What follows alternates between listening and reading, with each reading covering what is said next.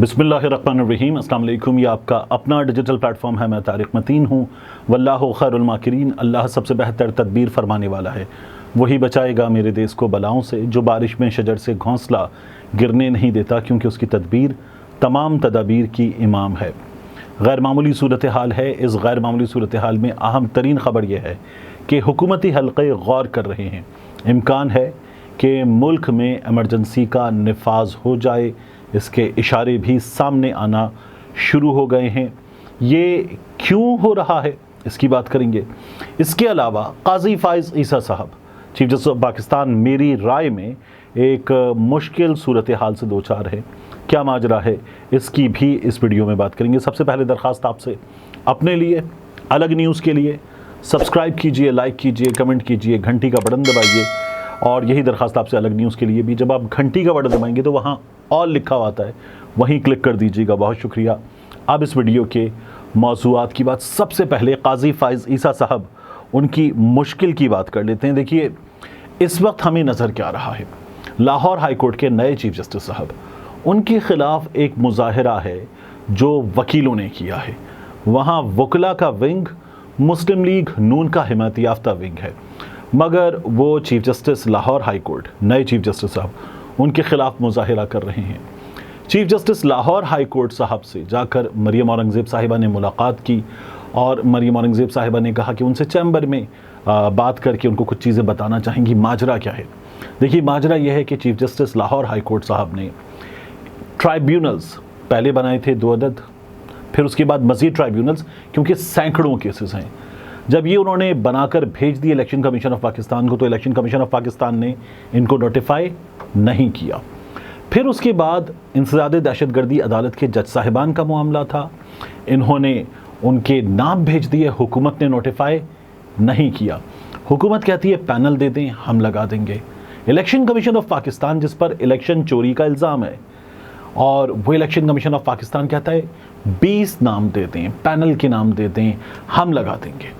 Election commission of Pakistan भी ये नहीं कर सकता, हुकूमत भी ये नहीं कर सकती। हुकूमत ये कर रही है, वकला चीफ जस्टिस के ख़िलाफ़ मुज़ाहिरे कर रहे हैं।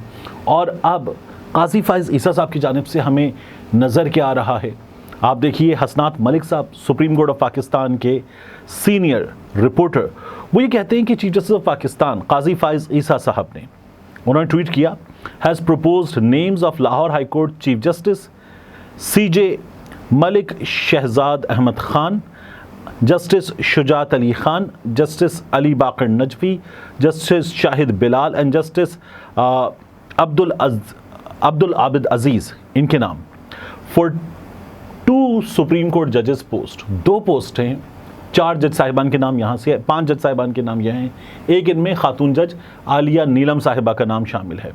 इसके अलावा उन्होंने अकील अब्बासी साहब का और शफ़ी सिद्दीकी साहब का नाम, जस्टिस नेमतुल्लाह फुलपोटो साहब का नाम सिंध हाई कोर्ट से तजवीज़ किया है। अब ये जो लाहौर हाई कोर्ट के नए चीफ जस्टिस साहब हैं, ये अभी आए हैं, ये इस ओहदे पर काम कर सकते हैं, एलिवेट भी हो सकते हैं, सुप्रीम कोर्ट भी जा सकते हैं। लेकिन इसी तरह से अगर आप देखें तो इस्लामाबाद हाई कोर्ट के चीफ जस्टिस आमिर फारूक साहब, वो भी इस एलिवेशन के लिए, तरक्की पाने के लिए एक केस हैं, लेकिन उनका नाम सामने नहीं आ रहा। अब यहाँ इसको समझिए। काजी फ़ाइज़ ईसा साहब जब इस जजेस तकरीरी कमेटी में शामिल थे बंदयाल साहब के साथ, बंदयाल साहब चीफ जस्टिस थे, तो काजी फ़ाइज़ ईसा साहब मुसलसल कहते थे कि सीनियरिटी प्रिंसिपल होना चाहिए, उसके तहत जजेस को सुप्रीम कोर्ट आना चाहिए। बंदयाल साहब कहते थे सीनियरिटी प्लस मेरिट, मेरिट में फिर कितने जजमेंट रिपोर्ट हुए, क्या हुआ, ये तमाम चीज़ें हैं, इनको देखकर फैसला किया जाए। अब ये जो बंदयाल साहब का मेरिट था, इसे बहुत बड़ी तादाद में वकला कहते थे, दुरुस्त है, सीनियरिटी प्लस मेरिट। लेकिन काजी फ़ाइज़ ईसा साहब सीनियरिटी को बुनियादी प्रिंसिपल मानते थे। काजी फ़ाइज़ ईसा साहब चीफ जस्टिस बन गए तो सिंध हाई कोर्ट में यहाँ पर अहमद अली शेख साहब थे, उनको एलिवेट करके नहीं पहुँचाया गया, उनकी मुद्दत गुजर गई। काजी फ़ाइज़ ईसा साहब ने सीनियरिटी प्रिंसिपल के तहत उनको इस ओहदे पर नहीं फाइज किया। फिर chief justice Peshawar high court जो इब्राहिम साहब हैं, उन्होंने तो बाकायदा ख़त भी लिख दिया कि मेरा एलिवेशन क्यों नहीं हुआ, मुझे सुप्रीम कोर्ट क्यों नहीं लेकर गए, नहीं हुआ। आमिर फारूक साहब, نہیں ہو رہا۔ عامر فاروق صاحب اگر سپریم کورٹ پہنچتے ہیں اور سپریم کورٹ پہنچنے پر جو موجودہ ججز کی چیف جسٹس کے عہدے تک پہنچنے کا طریقہ ہے، اس طریقے کے تحت وہ برقرار رہتے ہیں سپریم کورٹ میں پہنچنے کے بعد، تو 2 سال کے لیے چیف جسٹس ہوں گے۔ عامر فاروق صاحب کو سپریم کورٹ لے جایا جائے، یہ بھی نہیں ہو رہا۔ تو قاضی فائز عیسی صاحب اپنے پرنسپل پر عمل کیوں نہیں کر رہے؟ میری رائے کیا ہے؟ میری رائے یہ ہے کہ قاضی صاحب اس وقت ایک مشکل صورتحال سے دوچار ہیں۔ اگر چیف جسٹس صاحب کو یہاں رکھتے ہیں لاہور ہائی کورٹ میں، تو پھر چیف جسٹس صاحب سے حکومت کو بڑی شکایت ہے، چیف جسٹس صاحب سے الیکشن کمیشن آف پاکستان کو بڑی شکایت ہے۔ حکومت کی شکایت میں یاد رکھیے گا کہ انسداد دہشت گردی عدالت کے جو ججز ہیں، وہاں پاکستان تحریک انصاف والوں کے 9 مئی کے توڑ پھوڑ کے دیگر کیسز آئیں گے، تو وہاں پاکستان تحریک انصاف کا معاملہ ہے، حکومت نہیں آنے دینا چاہتی، نوٹیفائی نہیں کر رہی۔ الیکشن کمیشن آف پاکستان سینکڑوں کیسز ہیں، پاکستان تحریک انصاف والوں کو ان کا مینڈیٹ واپس مل جاتا ہے، تو الیکشن کمیشن آف پاکستان کو پرابلم ہے، الیکشن کمیشن آف پاکستان بھی ان کو نوٹیفائی نہیں کر رہا۔ تو قاضی صاحب ان کو اگر یہاں رکھتے تو مشکل صورتحال ہے۔ قاضی صاحب ان کو اٹھا کر لے جاتے ہیں سپریم کورٹ آف پاکستان میں، تو میری رائے میں تب بھی مشکل صورتحال ہے، اس لیے کہ قاضی فائز عیسی صاحب وہاں پر ویسے بھی ہم دیکھ رہے ہیں، عدالت کے ریمارکس سے ہمیں نظر آ رہا ہے کہ آہستہ آہستہ تنہا ہو رہے ہیں۔ آپ اطہر بن اللہ صاحب کے ریمارکس آپ نے دیکھ لیے، منصور علی شاہ صاحب کے آپ نے دیکھ لیے، تو قاضی فائز عیسی صاحب کے جو قریب لوگ تھے وہ بھی ہمیں ایسا نظر آ رہا ہے کہ قاضی صاحب اکیلے ہو رہے ہیں۔ اب اگر یہ ججز پہنچ جاتے ہیں تو قاضی فائز عیسی صاحب وہاں مزید تنہا ہوں گے، تو ان کو یہاں رکھیں تو مصیبت ہے، وہاں لے جائیں تو مصیبت ہے۔ اپنے پرنسپل سینیورٹی پر عمل کریں تو اسلام آباد ہائی کورٹ میں جسٹس محسن اختر کیانی صاحب وہاں چیف جسٹس بن جاتے ہیں۔ عامر فاروق صاحب جو ہیں ان کے معاملات میں پاکستان تحریک انصاف والے تنقید کرتے ہوئے بہت آگے بھی گئے، ٹاؤٹ تک کہہ دیا۔ فیصل واؤڈر صاحب اسی لیے تکلیف کا اظہار کر رہے ہیں، لیکن عامر فاروق صاحب سے بڑی شکایتیں ہیں۔ عامر فاروق صاحب کی جانب سے ابھی عمران خان صاحب کو ایک کیس میں ریلیف ملا، مگر ٹیریان جیڈ وائٹ کا کیس یہاں تک بات پہنچ گئی ہے، تو عامر فاروق صاحب کو لے جائیں تو مصیبت ہے، کیونکہ محسن اختر کیانی صاحب آ جائیں گے۔ عامر فاروق صاحب کو رکھتے تو پھر اپنے پرنسپل کا کیا کریں؟ قاضی صاحب میری رائے میں بڑی مشکل صورتحال سے اس وقت دوچار ہیں۔ اب جو نام انہوں نے دیے ہیں، ان ناموں میں کوئی آ جائے نہ آئے، بڑی مشکل صورتحال ہے قاضی فائز عیسی صاحب کے لیے۔ دیکھیے کہ اس میں کیا بنتا ہے۔ اب ان حالات میں آپ دیکھیے کہ حکومت جو ہے وہ باقاعدہ پریشان نظر آ رہی ہے۔ حکومت نے ایک عدد جوابی پریس کانفرنس کی، ایمرجنسی کے نفاذ پر میں ابھی بعد میں بات کرتا ہوں۔ یہ پریس کانفرنس تھی اعظم نذیر تارڑ صاحب کی۔ اعظم نذیر تارڑ صاحب کی اس پریس کانفرنس کی اگر آپ روزنامہ جنگ کی ہیڈ لائن دیکھیں تو وہ ہیڈ لائن کہتی ہے وزیر اعظم اور کابینہ کی عدالت طلبی جج کا مینڈیٹ نہیں۔ اعظم نذیر تارڑ، بات ٹھیک ہے، یہ جج صاحب کا مینڈیٹ نہیں ہے، کانسٹیٹیوشن کے مطابق مینڈیٹ نہیں ہے، مگر کیا ہماری عدالتوں میں وزرائے اعظم پیش نہیں ہوئے؟ کیا یوسف رضا گیلانی صاحب عدالت میں کچھ دیر کے لیے کھڑے ہو جائیے یہ سزا پانے کے بعد نااہل نہیں ہو گئے تھے؟ کیا عمران خان پیش نہیں ہوئے؟ کیا میاں نواز شریف پیش نہیں ہوئے؟ تو اب بھی اگر وزیر اعظم پیش ہوگا تو یہ قانون پر عمل درآمد کی ایک مثال ہوگی۔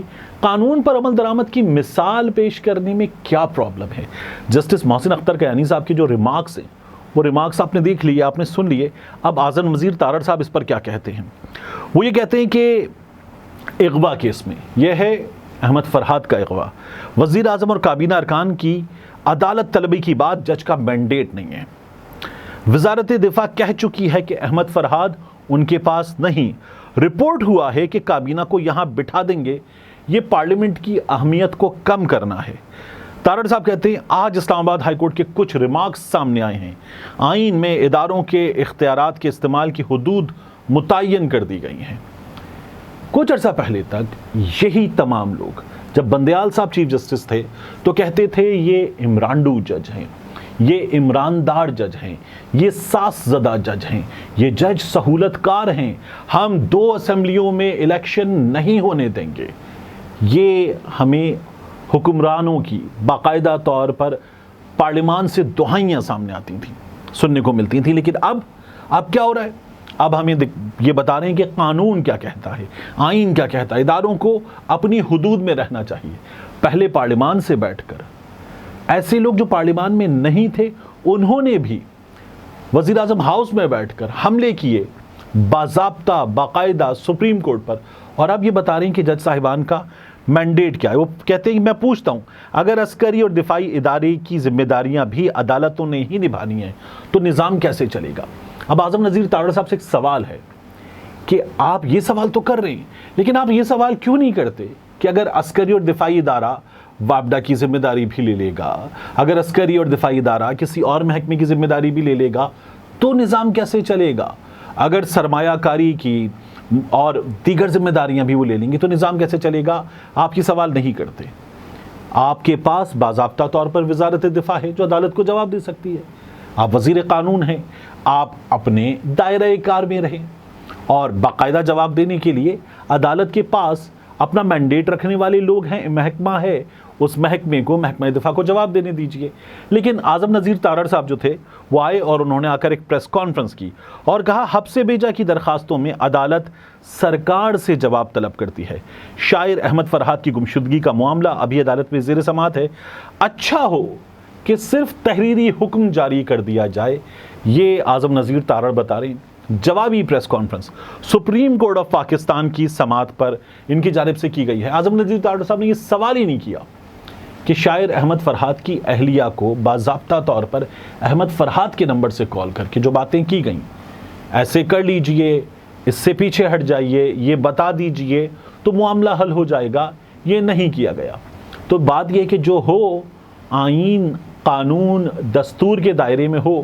اعظم نذیر تارڑ صاحب اس بارے میں بات کر سکتے تھے لیکن اعظم نذیر تارڑ صاحب نے اس بارے میں بات نہیں کی ہے. رہا معاملہ ایمرجنسی کا، اب اس سچویشن میں آپ کو نظر کیا رہا ہے کہ ملک میں ہنگامی حالت کا نفاذ کر دیا جائے. اسلام آباد ہائی کورٹ کے ججز، سپریم کورٹ آف پاکستان کے بعض ججز یہ حکومت کے لیے مشکل صورتحال پیدا کر رہے ہیں. حکومت اگر جواب دینے کے قابل نہیں ہے، حکومت حکومتی عملداری قائم کرنے کے قابل نہیں ہے تو پھر یہ کر دیا جائے. اب آپ دیکھیے کہ شمع جنیجو صاحبہ نے، جنہیں ابھی تمغہ بھی ملا، ٹویٹر پہ آ کے سوال کیا. وہ کہتی ہیں اگر وزیر اعظم پاکستان صدر کو ایمرجنسی لگانے کی درخواست دے اور وہ لگا دے، یعنی شہباز شریف صاحب زرداری صاحب سے کہیں لگا دیجئے ایمرجنسی، تو آئین اس پر کیا کہتا ہے؟ اس ایمرجنسی میں عدلیہ کا آئین کے مطابق کیا کردار ہوگا؟ پھر آگے کہتی ہیں صرف آئینی رہنمائی درکار ہے. بات یہ ہے کہ ایمرجنسی کیا ایک جمہوری اقدام ہے؟ نہیں. وہ جماعت جو بار بار کہتی تھی ووٹ کو عزت دو، وہ جماعت جو بار بار ہمیں یہ بتاتی تھی کہ کیا کرنا ہے کیا نہیں، وہ جماعت اگر ان لوگوں کے ذریعے جنہیں تمغے ملے ہیں وہ اس طرح کی رائے ہمارے سامنے رکھے کہ ایمرجنسی لگا دی جائے تو پھر اس پر آئین کیا کہتا ہے، اس پر جمہوریت پسند کیا کہتے ہیں، اس پر وہ تمام لوگ جو تعریف کے ڈونگرے برساتے ہیں ان لوگوں پر وہ کیا کہتے ہیں، یہ بھی ہمارے سامنے آنا چاہیے. قاضی فیض عیسیٰ صاحب کی مشکلات میں میری رائے میں ایک مشکل اور پیدا ہوئی. یہ مشکل پیدا کی ہے خیبر پختونخوا کی حکومت نے. خیبر پختونخوا کی حکومت نے باضابطہ طور پر کابینہ کے ذریعے قاضی فیض عیسیٰ صاحب سے یہ کہا ہے کہ اس سے پہلے جو سماعت ہوئی، یہ جو نیب ترامیم کالعدم قرار دی گئی تھیں، پھر حکومت نے چیلنج کر دیا، جہاں عمران خان صاحب پیش ہوئے تھے، انہوں نے کہا اس کیس کی سماعتیں براہ راست دکھائی گئی ہیں. ابھی جو سماعت ہوئی تھی 16 تاریخ کو، وہ سماعت نہیں دکھائی گئی.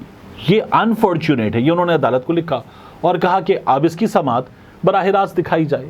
تو قاضی فیض عیسیٰ صاحب اس سلسلے میں 2 فیصلے کر سکتے ہیں. ایک فیصلہ یہ ہے کہ سماعت براہ راست دکھائی جائے، جیسا کہ عدالت نے پہلے بھی کیا ہے. اگر وہ یہ فیصلہ کرتے ہیں تو حکومت کے لیے مشکل ہے، کیونکہ حکومت تو عمران خان کی ایک تصویر سے پریشان ہے. اگر قاضی فیض صاحب یہ فیصلہ کرتے ہیں کہ یہ نہیں دکھایا جائے گا تو ٹھیک ہے، یہ فیصلہ عدالت کا ہوگا. لیکن پھر قاضی فیض صاحب جو براہ راست یہ سماعتیں دکھاتے رہے ہیں، اس کا کیا بنے گا؟ تو میری رائے میں مشکل صورتحال سے chief justice of Pakistan mister justice Qazi Faez عیسیٰ صاحب محترم مشکلات سے دوچار ہیں. یہ مشکلات ابھی ہمیں کم ہوتی ہوئی نظر نہیں آ رہی. ایک جج لائیں تو مشکل، نہ لائیں تو مشکل کیونکہ وہ اپنی عدالت میں بیٹھا ہوا ہے. ایک جج اپنے پرنسپل کے مطابق عامر فاروق لائیں تو مشکل کیونکہ نیچے محسن اختر کیانی صاحب آ جائیں گے، نہ لائیں تو اپنے پرنسپلز پہ کیا جواب دیں گے. تو دلچسپ صورتحال ہے قاضی فیض عیسیٰ صاحب کے لیے. آخر میں آپ سے عرض کروں کہ یہاں پنجاب اسمبلی میں ایک قانون منظور ہوا ہے، یہ ہے حتق عزت پنجاب آرڈیننس۔ اب یہاں پر پنجاب اسمبلی میں جب یہ قانون پیش ہوا تو صحافیوں نے پریس گیلری سے واک آؤٹ کیا اور کہا جتنے مرضی کالے قانون بنا لیں یہ نہیں چلے گا۔ یہ جو پیکا آرڈیننس ہے یہ نون لیگ لائی تھی، اور تب پاکستان تحریک انصاف والے اس کے خلاف احتجاج کرتے تھے۔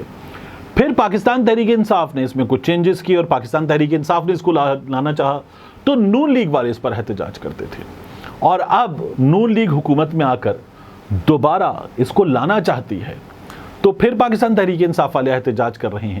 صحافیوں نے تب بھی احتجاج کیا جب پاکستان تحریک انصاف حکومت میں تھی، نون لیگ حکومت میں تھی تب بھی احتجاج کیا، اور اب جب نون لیگ دوبارہ حکومت میں ہے صحافی اب بھی احتجاج کر رہے ہیں، کیونکہ آزادی اظہار رائے اور صحافت کی آزادی یہ بنیادی جمہوری پرنسپل ہے، لیکن نون لیگ جو ووٹ کو عزت دو کا نعرہ لگاتی تھی وہ جمہوری بنیادی پرنسپل سے انحراف کرتی نظر آ رہی ہے۔ ایسے میں میاں نواز شریف 28 مئی کو یوم تکبیر پر اپنی جماعت کی سربراہی دوبارہ سنبھال بھی لیں تو بنیادی جمہوری اصولوں کا کیا کریں گے؟ ملتے ہیں انشاءاللہ آپ سے اگلی ویڈیو میں۔